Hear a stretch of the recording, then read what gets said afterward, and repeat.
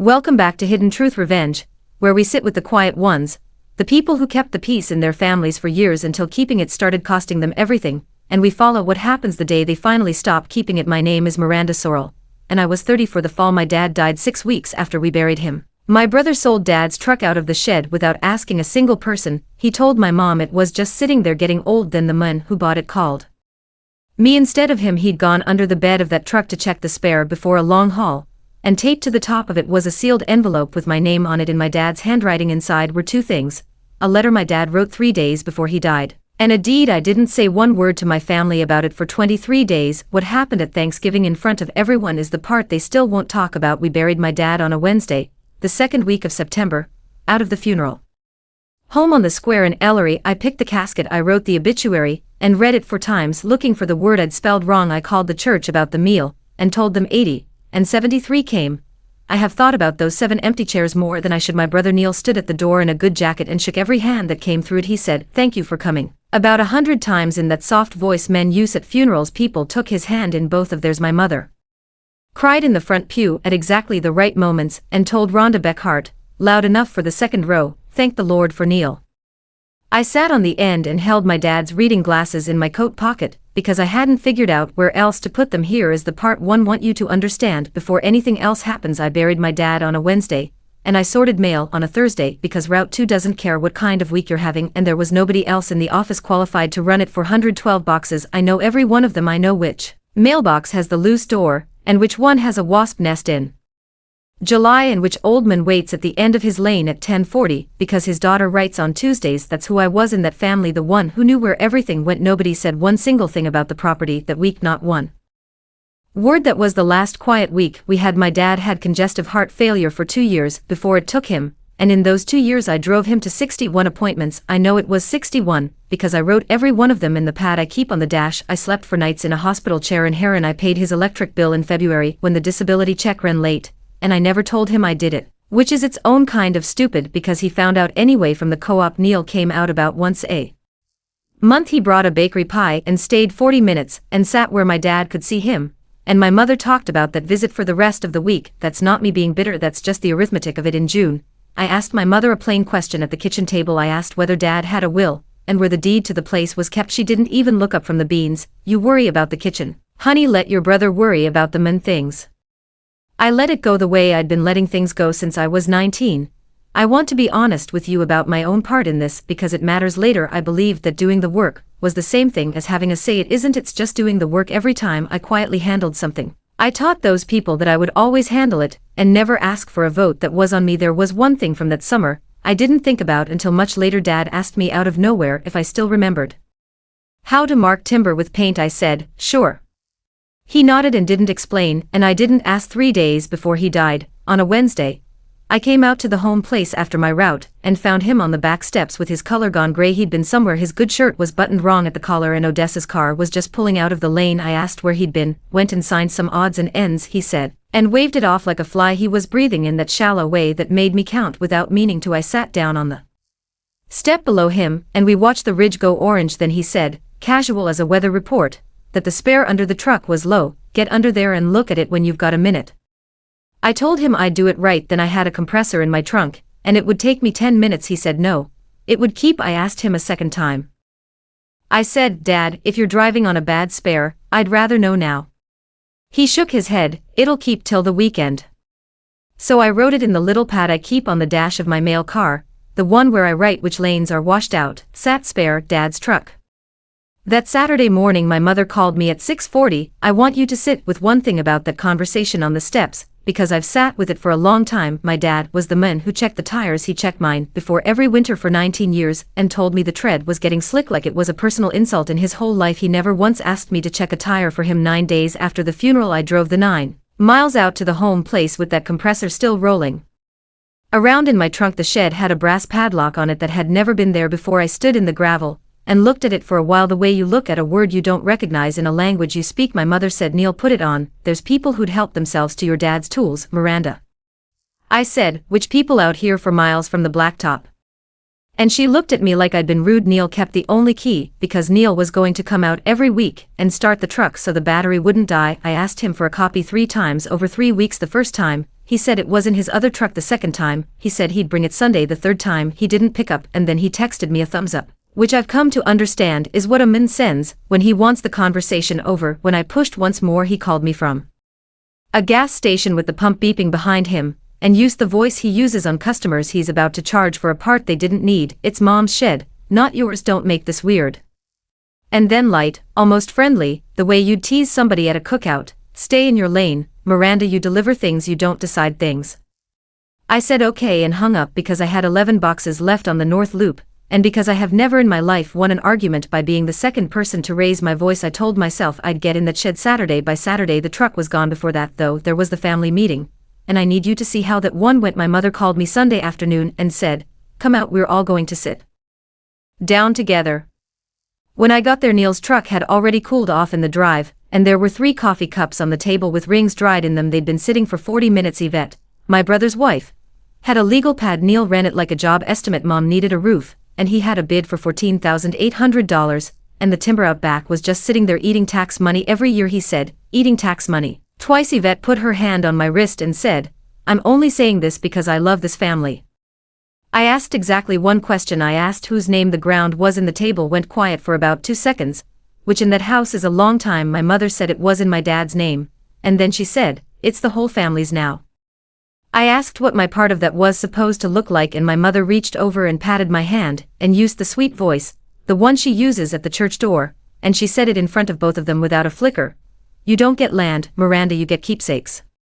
Neil looked at his phone, then he said offhand that he'd already talked to a fella about it, and before I could ask which fella, he was up getting more coffee and telling Yvette they needed to leave by 4. I went out and sat in my car in the yard for 3 minutes before I started it, and I couldn't have told you why. 6 weeks after we buried him, on the last Saturday in October, I drove out with a pan of apple crisp for my mother, and the shed door was standing wide open where my dad's truck had sat since I was in grade school. There was a rectangle of clean concrete, with an oil shadow in the middle of it. I stood in that doorway holding a warm pen. My mother came out on the steps and said it like it was nothing. It was just sitting. Honey, Neil said it had to go to ruin $9,200. She had $2,000 of it in a bank envelope on the counter, and she'd already put a rubber band around it. I asked who bought it. She didn't know. She hadn't asked. I texted Neil, and he wrote back inside a minute. Handled it. Don't make a thing out of this. Let me tell you about that truck so you understand what was in that shed. It was a moss green half-ton with a bench seat my dad had reupholstered the year I turned 16 in a fabric my mother hated. There was a dent in the driver's door. I put there myself backing into a fence post at 17, and he never fixed it. And every single time somebody mentioned it, he'd say, that's how I know it's mine. I didn't want that truck. I want to be clear because I've had people assume otherwise. I didn't want the truck. I wanted to be asked. I drove home and put the apple crisp in my own refrigerator and ate exactly none of it. 3 days later, on a Tuesday afternoon, my phone rang with a number from the next county over. If you've ever learned something about your own family from a total stranger, then you already know what my stomach did when that number came up. The man's name was Emmett Vashon, 63. Retired lineman, 41 miles east in the next county, and he talked like a man who has never once been in a hurry. He said he'd bought a green half-ton off a fella out of Ellery, and he was fixing to pull a hay trailer with it, so he dropped the spare down out from under the bed to put air in it. He said there was an envelope taped to the top side of the tire, the flat part that faces up under the truck, wrapped in 2 freezer bags with silver duct tape over the whole business. He said the name on it was Miranda, just Miranda, in carpenter pencil in block letters. He'd called the post office in Ellery and asked whether there was a Sorrel working there because he figured a name like that in a town that size wouldn't be hard, and Dale gave him my cell without asking me first, which I have never once complained about. Here is the thing about Emmett Vashon that I think about more than I expected to. He didn't open it. A man buys a truck, finds an envelope hidden under it, and every reason in the world says look inside. He drove it around for 3 days trying to find the right person. Instead, I asked if I could come get it. He said he'd be on the porch. I drove 41 miles that same afternoon in my own car with my uniform shirt still on. He met me in the yard with the envelope held in both hands like it was a plate somebody had asked him to carry. He handed it over and he said one thing to me before I left. Somebody went to a lot of trouble making sure this found you and nobody else. I put it on the passenger seat and drove 9 miles home with my hand flat on top of it like it might go out the window. I didn't open it at his house, and I didn't open it in my kitchen. I drove out Quarry Road past the home place with the lights already on in my mother's front room, and I pulled off at the head of the log road that goes back into the 84 acres, and I sat there with the engine off and the windows down, then I slit the tape with the letter opener I keep in the door of my car. Two things came out. The first was heavy paper folded in thirds with a heading printed across the top that said warranty deed. It was dated that Wednesday, 3 days before he died. Grantor, Elwood Sorrel, grantee, Miranda K. Sorrel. Then a whole paragraph of surveyor's language about the north half of the northeast quarter and a road running along the west line, which is how the law talks about a place where you learn to walk. His signature was at the bottom in the tight cramped hand he used when he was being careful. Under it was a notary seal, and the name in the seal was Ofen. The second thing was one sheet of yellow legal paper written in block capitals front and back. I'm not going to give you all of it right now because there's a place further on where it belongs. I'll give you the line I read 4 times. Sitting in that car with a deer standing at the far end of the log road watching me, he wrote, "I didn't leave it to you because you're my daughter. I left it to you because you're the one who walks it."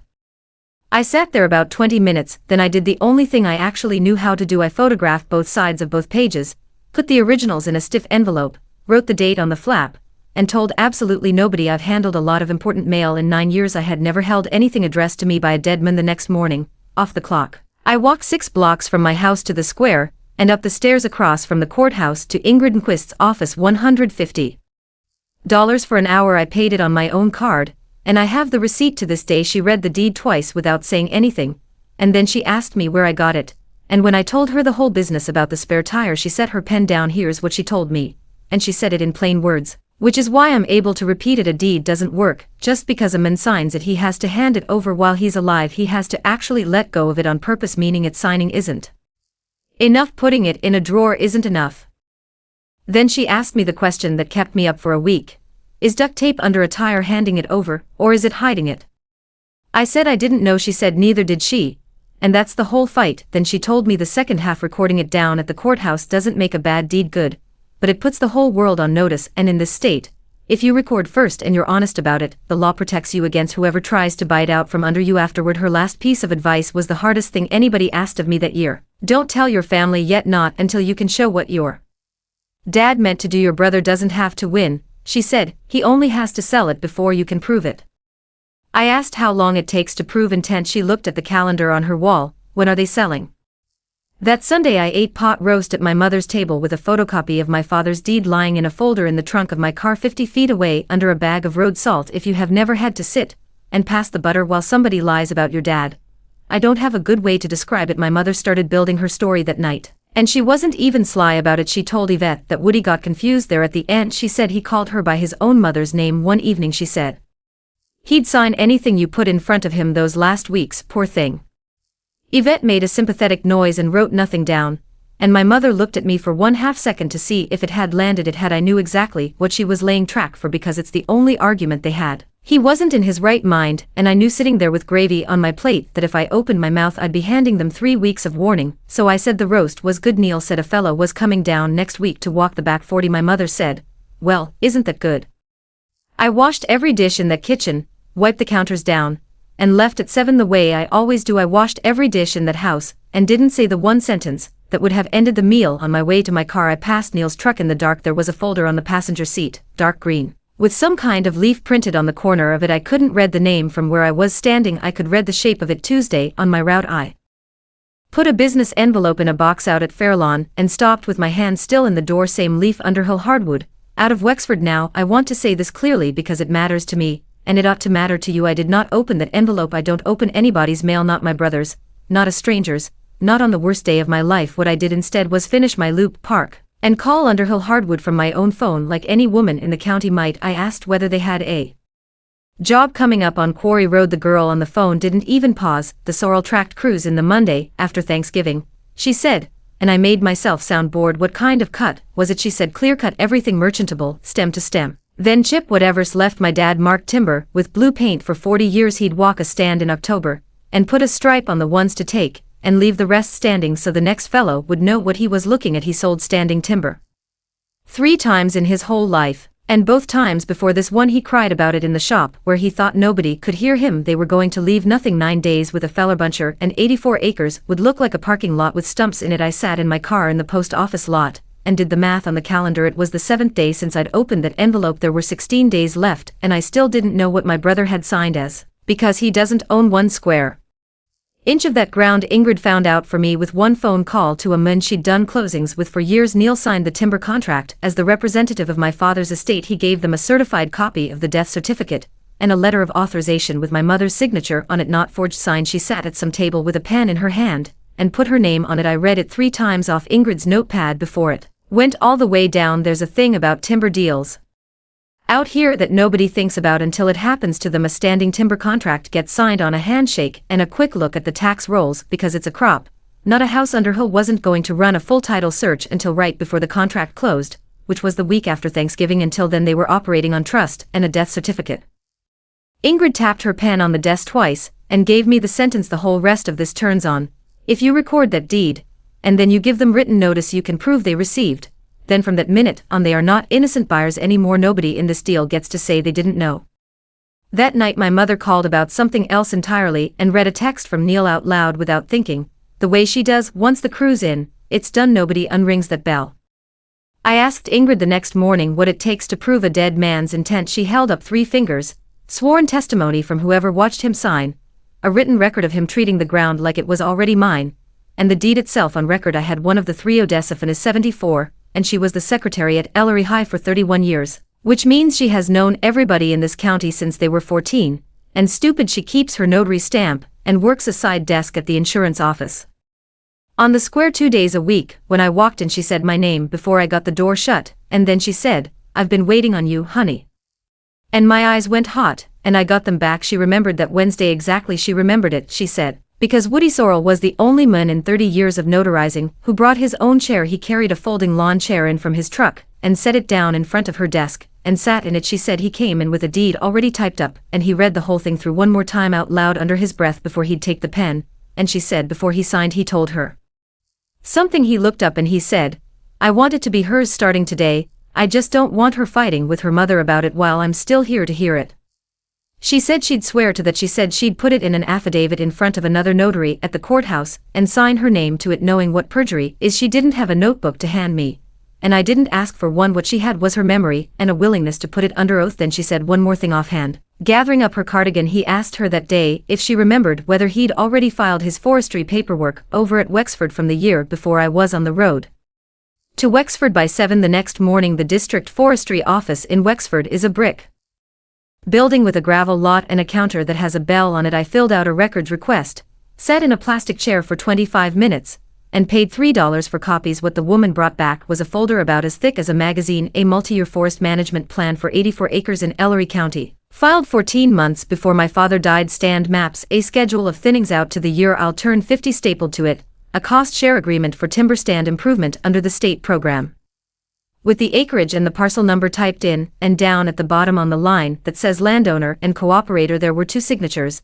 Elwood R. Sorrel and Miranda K. Sorrel. Mine. I stood at that counter, and I could not for the life of me remember signing it, and then all at once I could. A Tuesday evening in July, the summer before last, he pushed 3 sheets across the kitchen table at me while I was standing at the stove reheating his supper because he wouldn't eat at 5 like the doctor said. He said, "Sign right there for me, it's just forestry paper."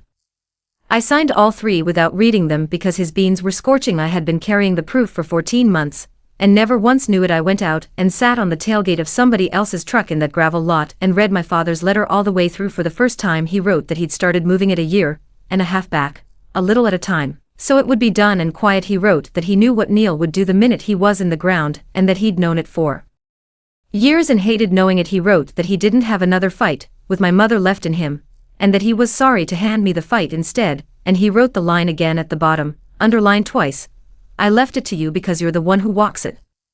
He didn't hide it from me, he hid it from the argument. That afternoon, I stopped being a person that things were happening to. By the middle of the next week Yvette had gotten out in front of it. She put it on the church prayer chain, which in this county is faster than the internet and harder to correct. "Please pray for our family. There's a dispute over land. Please especially pray for my mother-in-law, who is grieving and being put through this." She didn't use my name, she didn't have to. By Thursday I had 3 people on my own route ask me questions with their eyes down. Mrs. Voth, who is 71, and has never once softened anything in her life, came all the way out to her box in her housecoat and asked me flat, "Honey, is it true you're suing your mother?" I said, "No, ma'am." I said I hadn't filed anything against anybody, and I wasn't planning to, and then I said the only thing I let myself say for 3 weeks. "I'm not doing one thing I'd have to whisper about." She looked at me a second and then she said something I wasn't ready for. She said my dad had stopped by her place the summer before last. He'd sat on her porch and drunk a glass of tea, and asked her for the phone number of the lawyer who'd done her husband's papers. She said she gave it to him, and he wrote it on the back of a feed store receipt. My mother called me that night crying so hard I could hear the wet in it. She said I had humiliated her in front of the whole church. She said she couldn't show her face at Wednesday supper. I said I loved her, and I had to be up at 4:30, and I hung up, and I stood in my kitchen with my hand still on the phone. Mrs. Voth is also on the Thanksgiving list every year. 2 days after that my mother called sweet as pie and said, "Come out, I've got your part set aside." There was a banana box on the kitchen table and it were 6 of my dad's ball caps, his reading glasses, a folding knife with the blade worn down to a sliver, a cloth tape measure, and my parents' wedding picture in a frame with a crack running through the glass at the corner. I stood there with my hands on the box, and my mother said it again with her eyes shining in that voice she saves for the front steps of the church. "You don't get land, honey, you get keepsakes."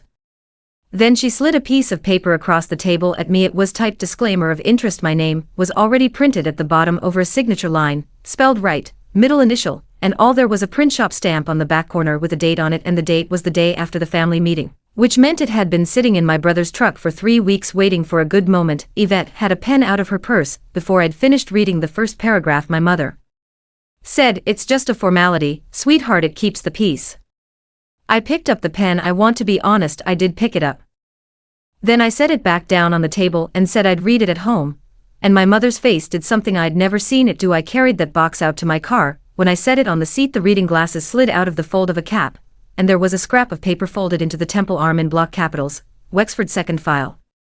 Neil was waiting in the post office lot at 4 o'clock on Monday, parked crossways behind my car, so I couldn't back out. He got out and leaned on my fender with his arms folded, and he kept his voice up because Dale and a clerk named Pam were loading trays 15 feet away, and he wanted them to hear the reasonable brother. He asked about the paper. He said Mom's roof leaks into a bucket in the back bedroom, and had I been in that bedroom lately? He said the family needs money, not principles. I said I don't sign things the same day I read them, and I never have, and he knew that about me. He laughed, not mean, worse than mean. He laughed like I'd said something charming at a wedding, and he leaned in and said it again, the same words, slower this time so I'd get it. "You deliver things, Miranda, you don't decide things."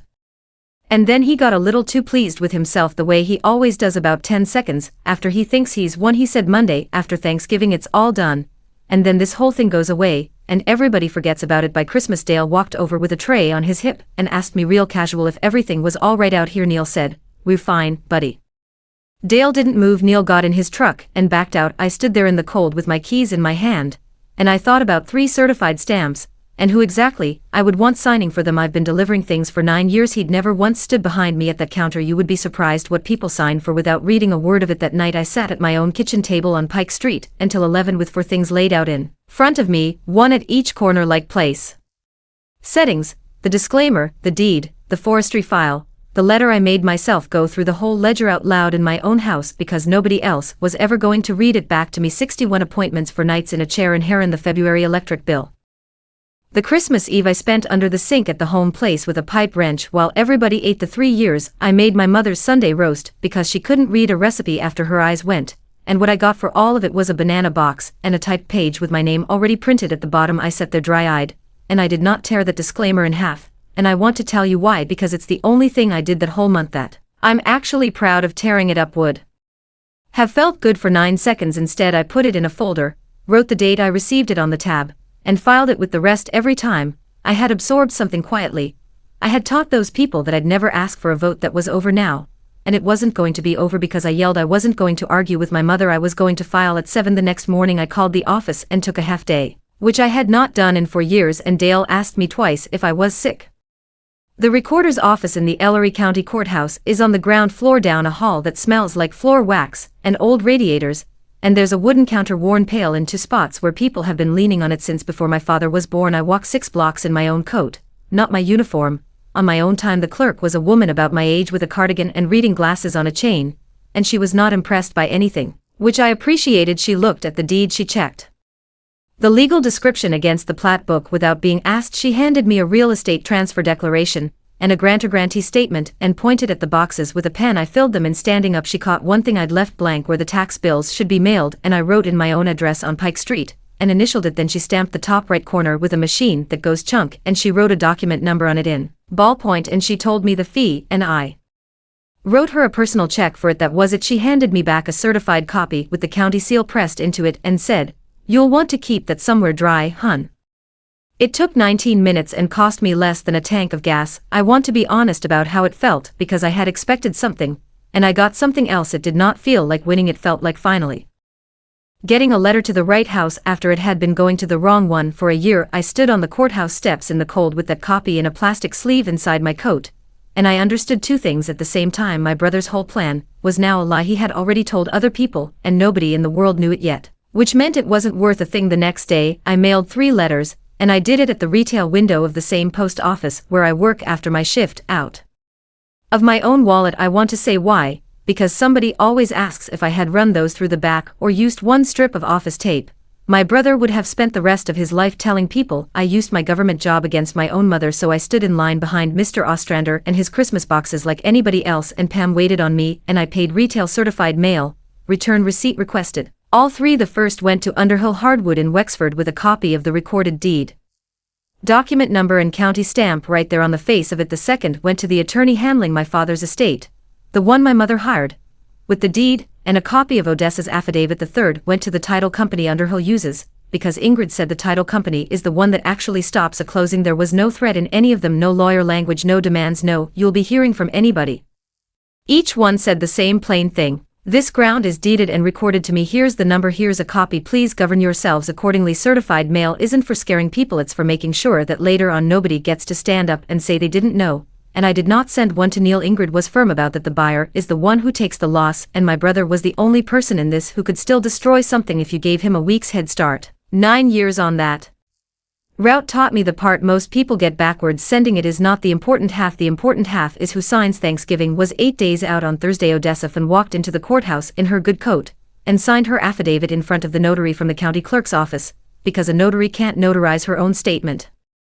She wrote it out plain: that Woody Sorrel came into her office on the Wednesday in question, that he brought his own folding chair and sat in it, that he read the deed aloud under his breath before signing, and that he said he wanted it to be his daughter's starting that day, and only wanted to spare her a fight with her mother while he was living. She signed it knowing what perjury means, and she said so to my face on the courthouse steps. Then I went upstairs to the assessor's office and pulled the property card on the parcel, which anybody can do for the asking. The mailing address for the tax bill on those 84 acres had been changed the previous tax cycle, changed to my post office box, on a form my father filled out and signed himself in April of the year before he died. Ingrid laid the 3 of them out on her desk side by side: the forestry plan with my name on the landowner line, the tax card, the sworn statement. She tapped each one with 2 fingers. "This isn't a piece of paper somebody found under a tire," she said. "This is a man doing the same thing over and over for 14 months.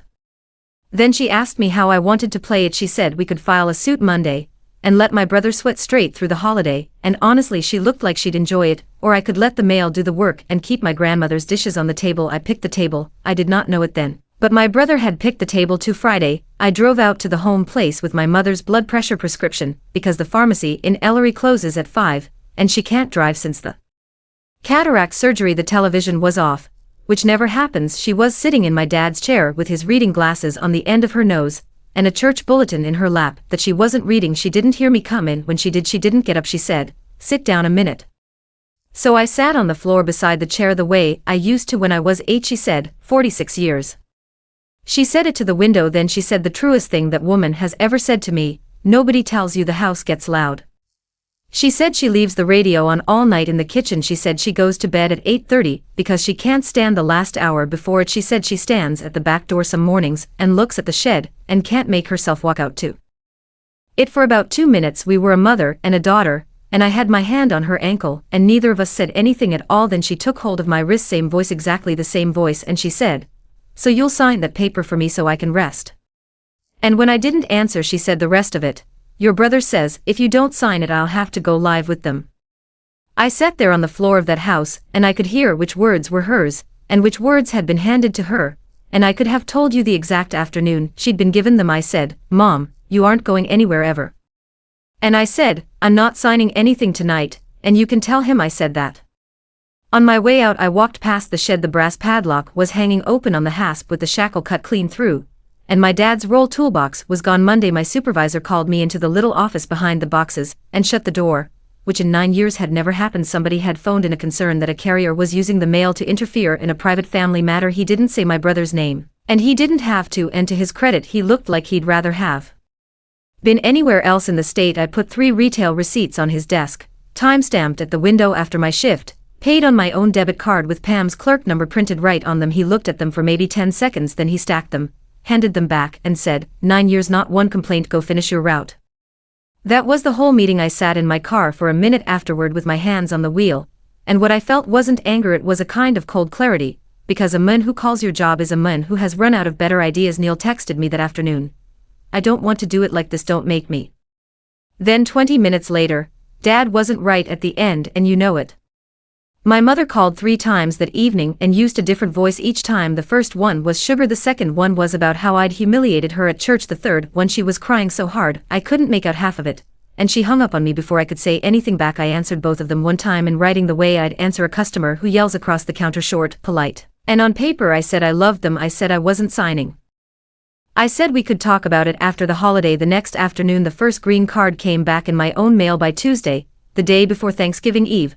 All 3 receipts were back in my box, little green cards, the kind I've stuck on 10,000 pieces of mail for other people. Card 1, Underhill, Hardwood, Wexford, delivered the previous Friday, signed on the line by Q Underhill, not a receptionist, the man himself, in a hand that slanted hard to the right. Card 2, the estate attorney's office, signed by a legal secretary. Card 3, the title company's intake department, with a stamp instead of a signature. Which counts? I laid everything out on my kitchen table and put it into one stiff brown accordion folder in the order Ingrid told me. The recorded deed, with the county seal, on top the 3 green cards, behind it Odessa's affidavit, the forestry plan with 2 signatures on the landowner line, the assessor's card showing where my father sent the tax bills. And here's what I decided, and I want it on the record because people assume I planned some kind of ambush. I decided I was not going to open that folder at dinner. I was going to leave it under the driver's seat of my car and eat turkey with my family and let the mail do what the mail does. The Monday after, quietly, with no audience. Then my mother called Wednesday morning, sweet as the first day of spring, to make sure I was coming and to ask me to bring the mashed potatoes, and she said, Neil's got some good news for everybody. I stood in my kitchen holding the phone, and I understood the whole shape of it. He'd picked the table. He was going to stand up in front of the whole table and announce it, because in front of that many people I'd either have to smile or be the woman who ruined Thanksgiving. He picked the table because he thought a room full of people would keep me quiet. He had never once stood behind me at a counter. I brought a dish of mashed potatoes and a brown accordion folder. Only one of them was for the table. Thanksgiving at the home place on Quarry Road, 2 o'clock, 10 people, my mother, Neil and Yvette, and their 2 who are 12 and 8, Yvette's parents who drove up from Cairo, and who I have met maybe 6 times, my uncle Verlin, my dad's older brother, 74, who has never in his life said anything he didn't mean, Mrs. Voth from down the road, who has come to this table every year since her husband passed, and me. My grandmother's dishes were out, the ones with the gold rim that come down from the top shelf twice a year, Thanksgiving and Easter, and my mother washes them by hand, and won't let anybody help. There was a football game on in the front room with nobody watching it. The kitchen smelled like turkey grease and cigarettes from Yvette's mother sneaking one on the back steps. At the head of the table was my dad's chair, and nobody sat in it and nobody moved it either. They just talked over the top of it all afternoon like it was a hole in the floor. Everybody had learned to step around. Yvette did the seating. She put me at the far end with the kids, and she said it in a bright voice, "You're so good with them." Neil filled everybody's glass with sweet tea and stopped behind my uncle's chair and squeezed his shoulder and said, "Verlin, I've got something to tell everybody here in a bit." My folder was under the driver's seat of my car, 60 feet away, out past the porch light. My mother tapped the side of her glass with a spoon. My brother stood up with his tea glass in his hand like a man giving a toast at a wedding. He talked about Dad for about half a minute. He said Dad worked hard. Dad never asked anybody for anything. Dad would have wanted this family taken care of. Yvette's mother said, "Amen." Then he went straight into the money, the way a salesman slides from your daughter's wedding pictures into the payment plan. He said he'd gotten the background squared away. He said a good outfit out of Wexford was coming in Monday morning with a crew, and it would be done before Christmas. And then he reached into his jacket and took out a check and set it down beside my mother's plate face up and said, "That's the roof, Mom, 14,800. You'll be dry by New Year's." My mother put her hand over her mouth. Yvette's parents applauded, actually applauded at a dinner table. Mrs. Voth did not clap. She put her fork down and looked at the tablecloth. Verlin didn't move at all. Neil stayed standing, and he looked down the length of that table at me with an expression I can only call generous, and he said, "I know some people are going to feel some kind of way about this, but this is what grown folks have to do." His boy, the 12-year-old, asked whether they were cutting the woods where the creek is. Neil said, "We'll talk about it later, bud." The 8-year-old asked if the deer stand was coming down. Yvette told them both to eat. My mother put her hand on my brother's arm and looked straight down the table at me. I didn't stand up. I put my fork across my plate, and I asked one question in the same voice I used to tell somebody their packages at the annex. I said, "Neil, what did you sign that contract as?" He answered it smooth because he'd said it before to somebody else.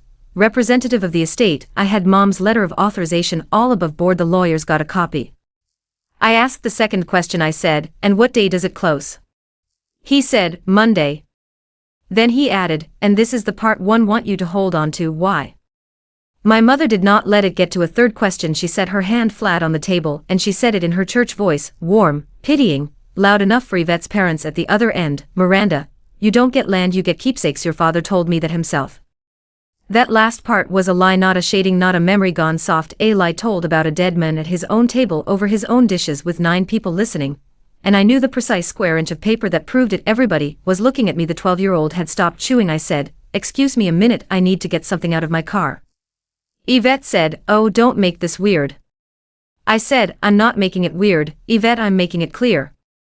And I got up and went out through the kitchen. The screen door banged once behind me, 60 feet of gravel, and then it banged again. I came back in with a brown accordion folder, and I did not walk to the head of the table. I stood behind my own chair at the kid end where they'd put me, and I opened it, and I set things down one at a time, sliding each one toward the middle where the gravy boat was, and I said one short line with each. First the deed with the county seal pressed into the corner and the document number in ballpoint. Dad signed this 3 days before he died. I recorded it 9 days ago. Second, Odessa Fund's affidavit. Odessa notarized it. That's her statement sworn at the courthouse. Third, the forestry plan. That's his signature and that's mine, 14 months before he passed. Then the fourth thing, I took the green card with Q Underhill's slanted handwriting on it, and I slid it all the way down the table until it stopped against my brother's plate. The mill signed for my letter last Friday, that's his name on it. Neil stood so fast his chair went over backward and hit the door frame. He hit the table with the flat of his hand, and the gold-rimmed dishes jumped, and the sweet tea went across the tablecloth toward Mrs. Voth, who moved her plate without ever taking her eyes off my brother. He said I'd forged it. He said Dad wasn't right in the head at the end, and everybody at this table knew it. He pointed at me across 8 feet of turkey, and he shouted the thing he'd been saying to me my whole life, except this time there was nothing friendly left in it. "You're a mail carrier, you're the one who hands out other people's letters." And I stood there with my hands flat on the back of my chair, and I said it back to him quiet, and I promise you I did not raise my voice 1 inch. "You're right, Neil, I deliver things, and you signed for one of them." My mother started to cry and turned to Mrs. Voth and said I had ruined Thanksgiving, and then my brother's phone went off face up on the table beside the gravy, and he looked down at the screen, and he sat down. It was Quentin Underhill calling on Thanksgiving afternoon, which no man does unless something has come apart. Neil answered it with his hand cupped around the phone, and my Uncle Verlin said, "Put it on the speaker, son." And Neil, who had been running that table for 2 hours, did what his uncle told him. Underhill's voice came out flat and tired into that kitchen. He said the title work had come back that morning. He said there was a recorded deed on the tract in another name, and the contract was dead, and he was not sending a crew Monday. And then he said the sentence that took the air out of the room. He said he needed the $40,000 back, the advance he'd paid out in September, and he needed to know by the 1st of the month how Neil intended to return it. September, 6 days before my father died.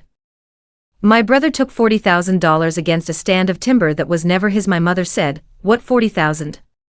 Neil didn't look at her. He didn't answer her either then or ever, and that's when the last piece went in for me. Sitting there at the kid end of the table, the truck, $9,200, 6 weeks after we buried Dad out of a shed with a new lock on it. It was never about the battery going bad. The advance was already spent, and the skid steer payment came due. He never apologized. He said I'd cost this family $40,000. He said Dad had left behind a mess. Then he got his coat. Yvette followed him to the door and turned around in it and told me she had only ever tried to keep this family together, and my Uncle Verlin stood up at the end of that table, the only person who did, and he said, "Judy, that girl walked those woods with him every fall of her life. You knew that."